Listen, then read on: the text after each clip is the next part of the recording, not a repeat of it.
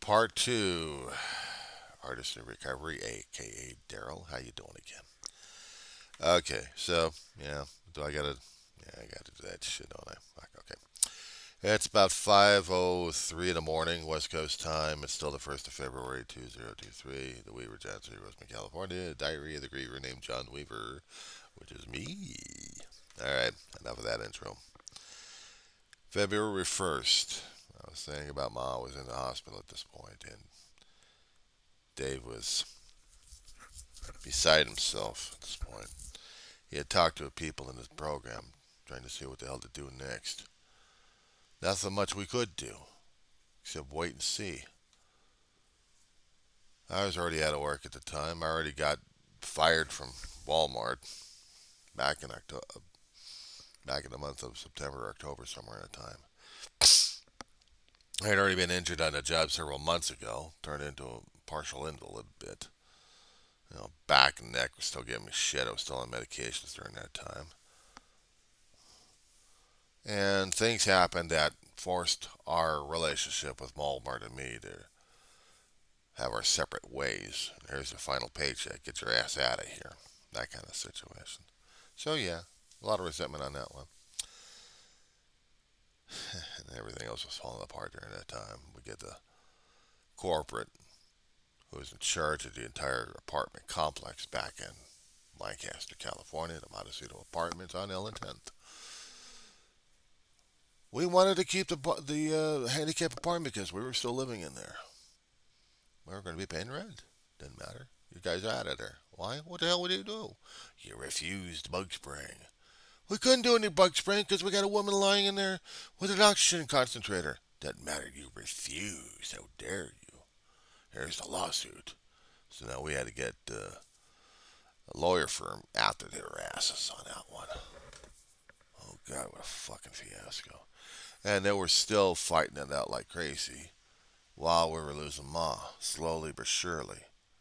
She was on a downhill.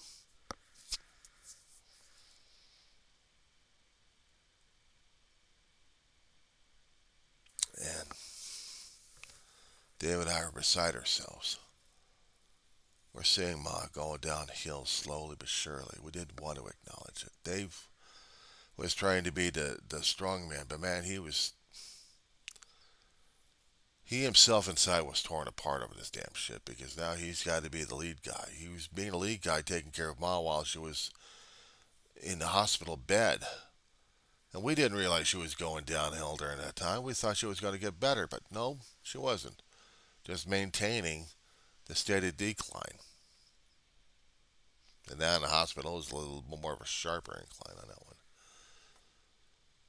No matter how many times he kept talking to other people in the meetings that we went to, we couldn't, there's no relief. It's countdown time.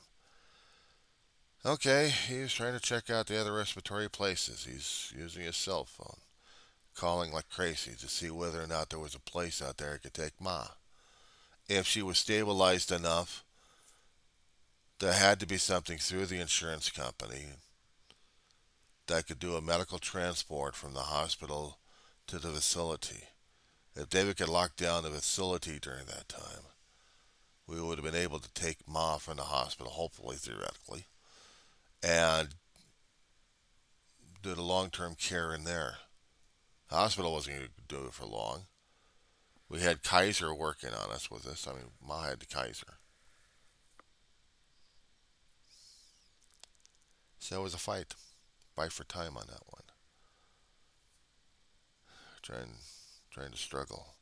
I don't think anybody else have asked me how the hell I was doing. And if they were, was I saying I was surviving or anything else like that? I don't remember. Dude, Daryl, I don't remember. I mean, holy crap. You're losing your family member here on the slow downcline. How the hell was I supposed to be able to deal with this shit? I was asking myself that one. The dogs are going nuts on this one. They weren't sure if Ma was coming back. They saw, actually they were hearing it, they were smelling it, that Ma wasn't coming back.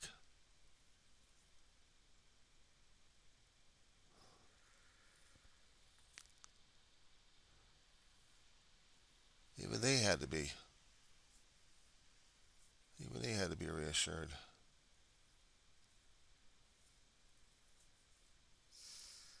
They were our kids.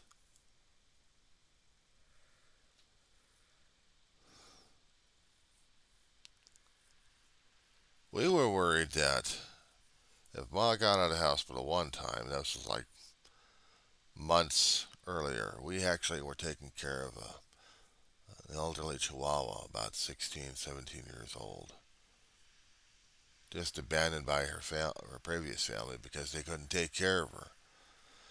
The old couple owned this one. They called her Little Mama, or actually Little Girl. Ma took over the name Little Girl for her.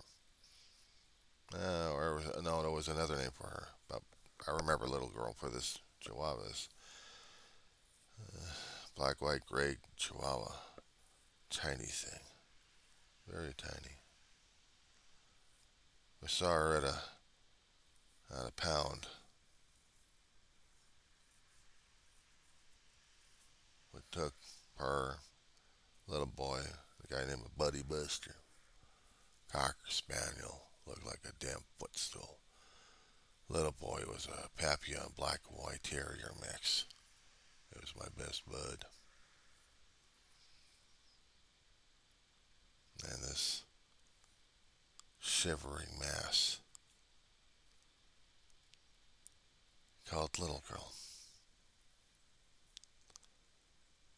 Her owners couldn't take care of her anymore. They were going to be put into a nursing home that didn't allow pets.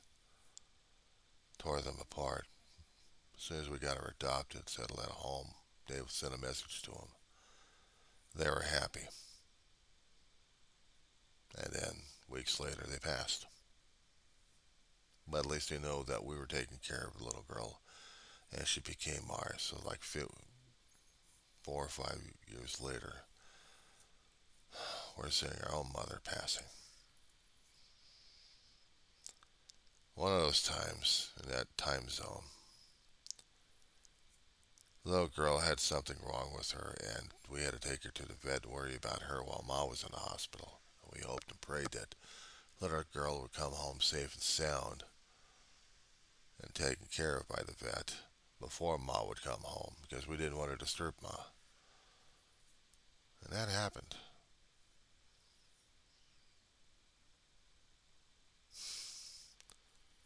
Ma was passing and there was nothing we could do about it, and the little girl was just beside herself. We lost both of them.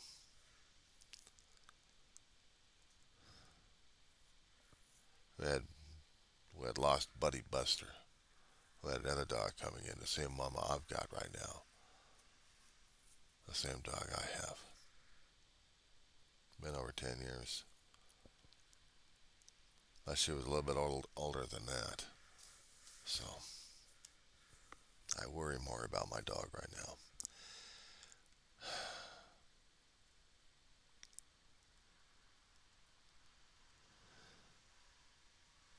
I always hate dealing with death.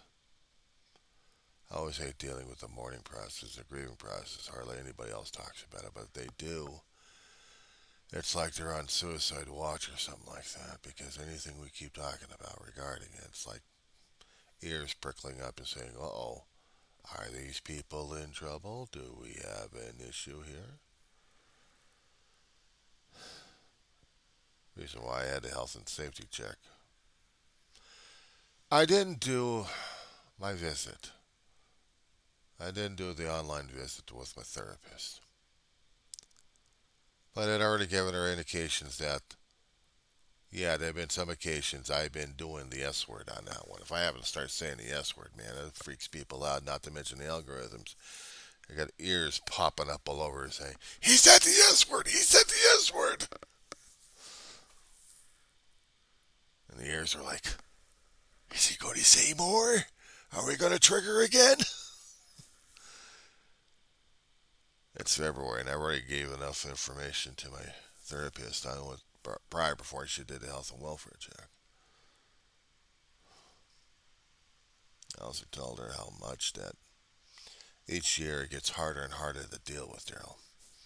Much like your situation as well. You don't like to talk about it as much because I know it hurts like hell.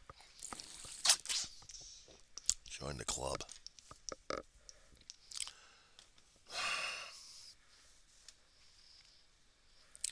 We're in this club of ours, aren't we, pal? People who we keep touching left and right with our stories also lost. I hated it when I started mine at the age of 4 years old and continued on with this damn shit. Death had never been the easiest damn thing for me to deal with. Once you go through your own damn thing at the age of 4 years old and grow up with the damn shit, yeah, you get a different viewpoint and a different outlook on life. That's me. That's me.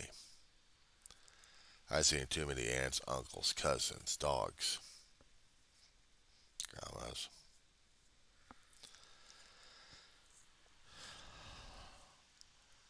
had the emotional moleskin on. When the sheriffs came by doing the health and welfare check because I didn't check in, and because I probably gave the indications on other videos that by the medical professional found out. And I'm just letting them know what was going on, what the hell was happening. How come I didn't do the check? I sent a video over to my therapist on this one just to let her know, hey, I'm okay. I'm just going through a hell of a lot of shit, even though they're supposed to be helping me going through this shit. But I didn't talk with them about it. I thought I was going to be feeling that bad to where I had to have a health and welfare check. And then sometimes, I kept thinking about it prior before this happened. That would have been nice if I didn't have any friends coming by, at least a health and welfare check to see how the hell I'm doing these days. It surprised the shit out of me. I mean, and I had to go on a fast talk method. I had to. I didn't want to go up and it's not jail as a 72-hour hold, and I'd be worrying about my dog at that point because nobody would be taking care of her. I don't have anybody to take care of my dog. I'm it. I have to keep myself healthy enough, and here's insanity right here, pal. You want to hear about insanity? Sounds like another fucking doctor's appointment. Shit. Yeah. I could talk about politics until I'm blue in the face, but this shit's more real for me. This shit's more real for me, dude.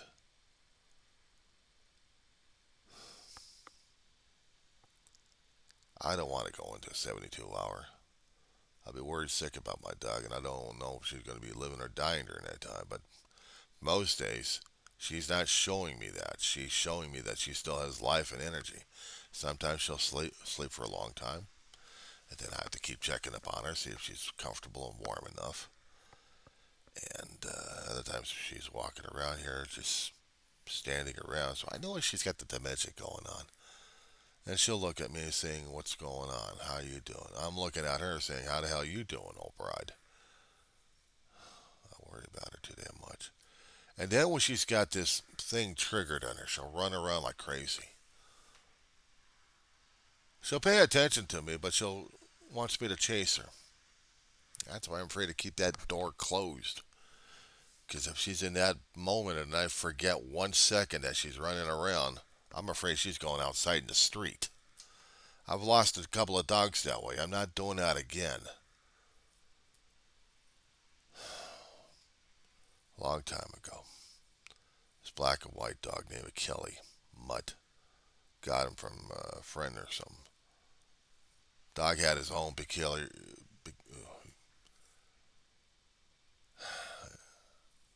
There was a lot of things about this particular dog's personality that could have been changed differently. But one thing he was a runner. He liked being chased up and down the street. A side street's one thing, but going out in the traffic, forget it. It scares the fuck out of me, especially when I didn't play his game and I heard it. I heard the outcome of it. The last outcome. So I had to be very careful with my dogs. I have to keep them locked on on a leash when I'm outside walking them, and bring them back home, take the leash off, and they can run around in the house all they want. I don't care. At least I know they're safe somewhat. Buddy Buster taught me otherwise. We had power cords happening in this Christmas tree area right up to Christmas. Buddy Buster gets himself tangled up. He's the footstool I talked to you about. Takes his leg out of the socket. We rushed him over to an emergency vet that night. We didn't have the money to pay for surgery. In a human being, they could probably pop the shoulder right back in there. It'll be a hell of a lot of pain, but at least there'd be medication to deal with the swelling and stuff. They couldn't even do that for the dog. No. Had to be surgery. Pop it back in that way. Money, money, money. Thousand, thousand, thousand. We didn't have it. We had a few hundred. We weren't going to put him. We weren't going to make him suffer. We had to put him under. That's like putting part of my brother's soul under. And he was hurting for a long while. Yeah. Death has always surrounded me on this one, my friend. But I hardly ever talked about it because it wasn't a topic until we started losing Mama. And then I really started thinking about the damn shit. And it scared me more and more. Screw the damn Halloween crap. I deal with it on a constant living basis here. And Ma's death hit Dave and me hard as hell. It was about the 19th when it hit. We had a storm system moved into the area. It's giving us light to medium rain during that time. We had brought a friend with us to help us do the final arrangements, and then we get to the meeting hall, and I'm damn near destroying furniture. Back in the chair again. They got to keep me away from these damn chairs with the rollers, because I'm shaking like crazy on these damn things. I'm in pain, shock, anger, fear, not sure what the hell to do. Ma's already gone in that time, and I'm shaking the damn chair to death. Oh God, I was a mess. It's no wonder I had to keep seeking help on that one. I had to. I had to seek therapy.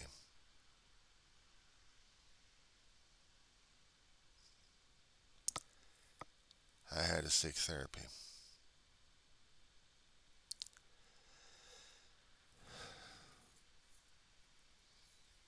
And then in the process, taking care of David, his medical shit going down. His psychological need, man, he needed to get a mummy figure because he needed to get something stabilized in his own damn head. What do you do? Fall in love with a damn character on Facebook who pings him one, he falls in love with the damn thing instantly, and then all hell breaks loose. The Carol Files. I've got a video out there. Just check it out. Carolina Helen Thingville. When you get a chance.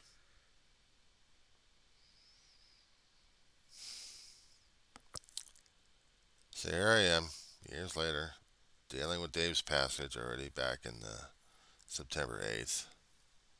There was another day of day on that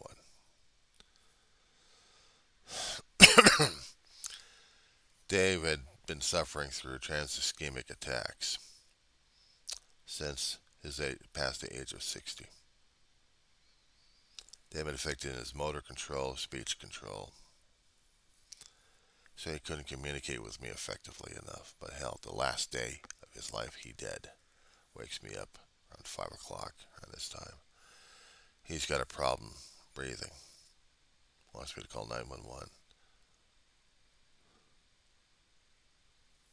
I've been his caregiver like crazy since Ma died. And I kept an eye on this bastard just to see how he's doing. Past the age of 60, that's when all hell broke loose. And before that, we actually had an argument. I was going to take care of my brother. Doesn't matter what the hell I was doing. Didn't matter if I was going through college or not. I was going to take care of my brother because that's what we did in the family. Mom made us a promise to take care of her till the day she died. At home, didn't matter where. We did. We tried. But the last days of her life were spent in a hospital. Yeah. David, again, clear-headed enough for him to for him to say something. He's sitting in this chair. I'm sitting in another chair over here looking at him while I'm talking to 911. I've already got an area cleared out for him so he could get the stretcher in here, the gurney. He's talking a bit. He's trying to communicate with him. He's more clear-headed than anything else I've heard. Now, I've heard about weird-ass things happening before people die. I didn't think this was going to happen in this situation here. And he was clear-headed enough. He was telling, he was joking with him. We're getting in the ambulance. It wasn't a rush job just yet. Now I'm trying to contact people to get transportation from the hospital home. It takes a long while to get a bus transportation going from here to home. I'll tell you that much. And when I finally got the damn thing, and I'm over at the hospital, go through the emergency room, check in with the emergency guards, go get my stuff scanned, see if there's no hostile things in there, come back home. Be no problem, right? That would have been a routine. Go to the hospital, come right back, go to the hospital. That would have been a routine. But not in this situation. No. Next thing I know, I'm getting led over to one particular area, the trauma center, and there he is, a meat slab. A meat slab. Empty. Nobody in there. Mess all around, as in torn packages of leads and God knows what else they got in the place. It's worse than watching the television show ER when it came out.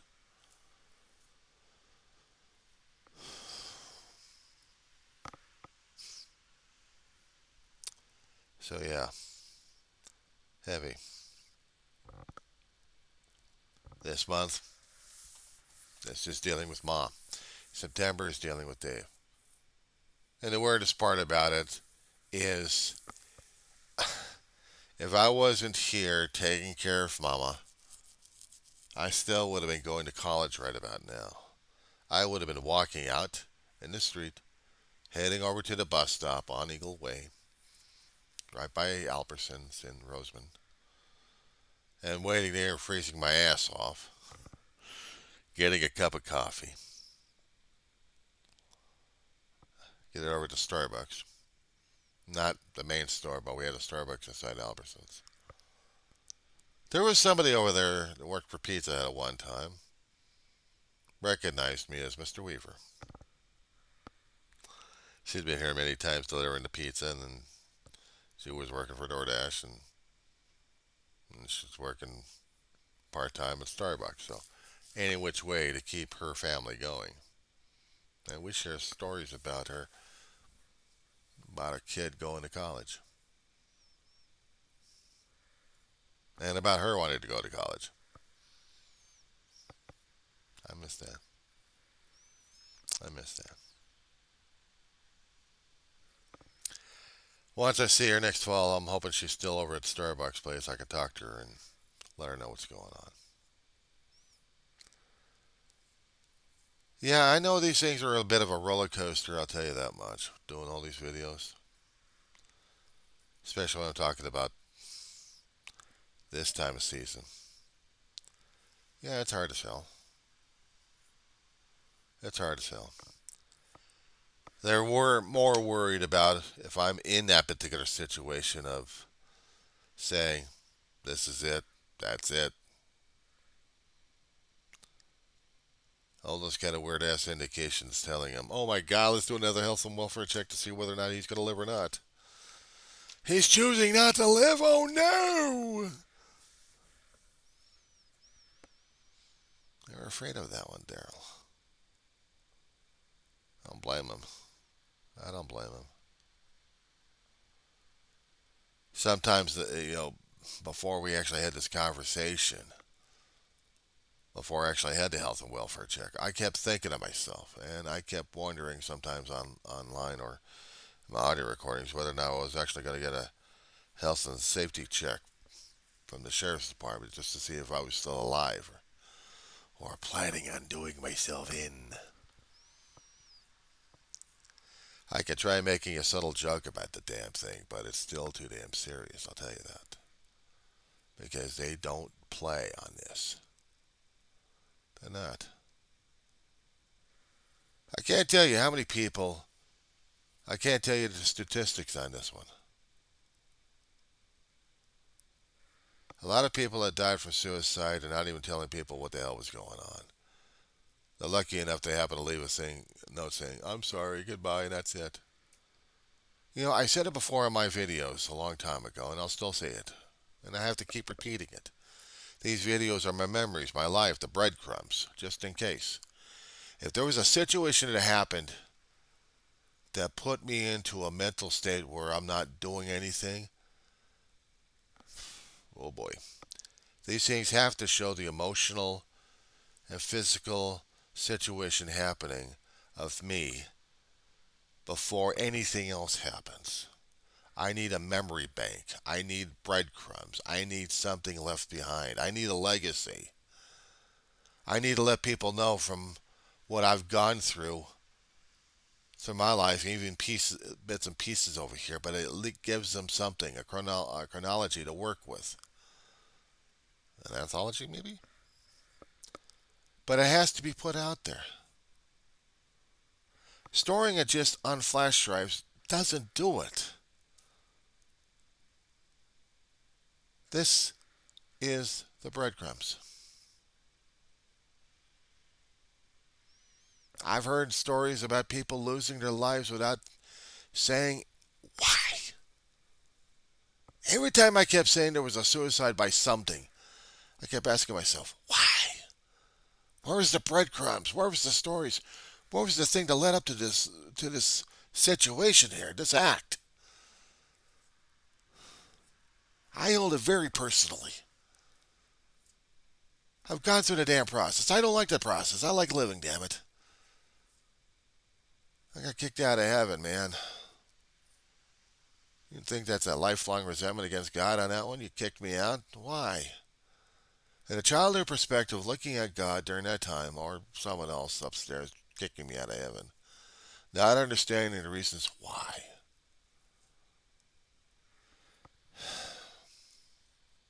There always has to be a reason. There has to be something behind it. There has to be something. I couldn't understand why these people commit suicide left and right. Always had to be something why. Now I know. Now I know. It doesn't make me feel any better that I can actually approach that thing and laugh about the damn shit. It's not funny.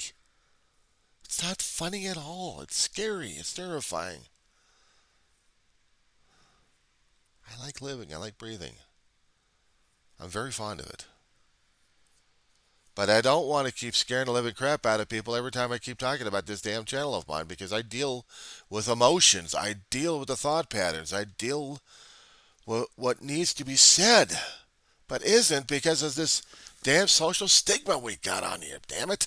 It pisses me off.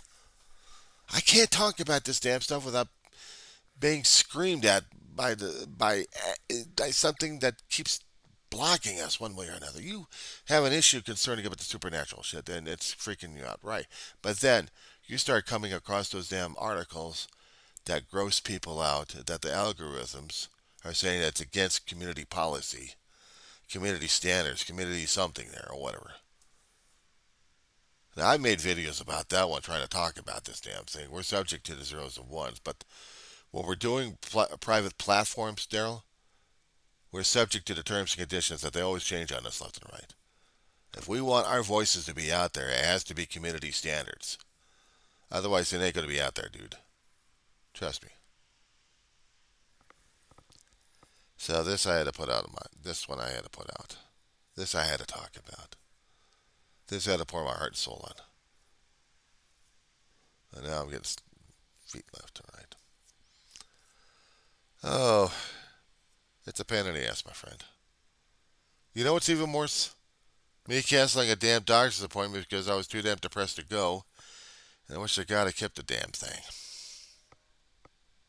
The neuropathy in my feet's getting bad.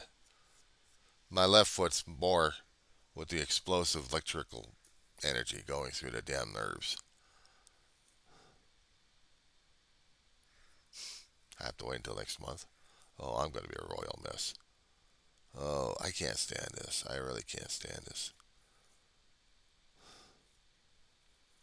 After talking about this crap, about what's going on inside of me, I'm not quite sure if Trump and his bullshit is meaningful right now. All the damn head games they got.